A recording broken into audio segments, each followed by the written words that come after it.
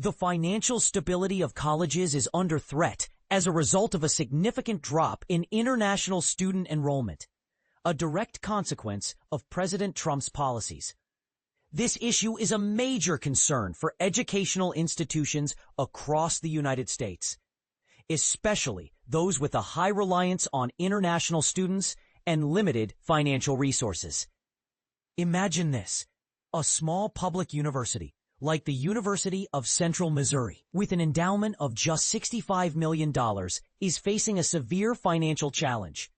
International students typically account for a quarter of its tuition revenue. And now, with fewer international students, the university's ability to subsidize domestic students is compromised. President Roger Best puts it simply: we aren't able to support our domestic students as much when we have fewer international students bringing in revenue. The decline in international students is not just a blip. It's a trend that has colleges worried. More than 100 colleges with endowments of less than $250,000 per student have at least 20% of their enrollment comprised of international students. These institutions, including well-known universities like Northeastern and Carnegie Mellon, are now facing steep losses in tuition money. But here's where it gets controversial. President Trump's administration has been cracking down on international students, with new policies that have made it harder for them to obtain visas and stay in the U.S. The administration has even moved to deport foreign students involved in pro-Palestinian activism. And the vetting process for student visas has become more stringent, with appointments put on hold for weeks. And this is the part most people miss: the financial impact of these policies.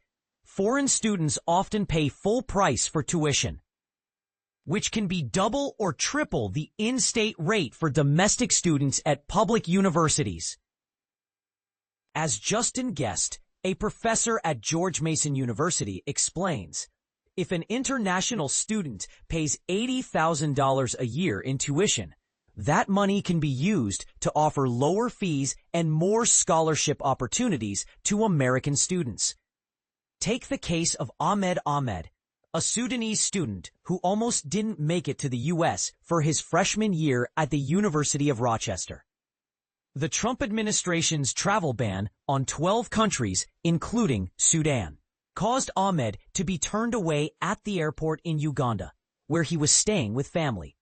With the help of the university's international office, Ahmed was able to book another flight. But he understands why other students might not want to subject themselves to such scrutiny. Colleges are not sitting idle. They're taking steps to mitigate the impact. Central Missouri, for example, has cut employee raises, postponed infrastructure improvements, and is exploring other cost-cutting measures. Small schools with enrollments of 5,000 students or less are particularly vulnerable, as they have less financial flexibility. Lee University, a Christian institution in Tennessee, is expecting a significant drop in international student enrollment this fall, which will result in a substantial revenue loss for the school. The strains on international enrollment are adding to the financial distress of colleges already on the brink. With a decline in domestic enrollment due to changing demographics and the pandemic, colleges across the country are closing at an alarming rate.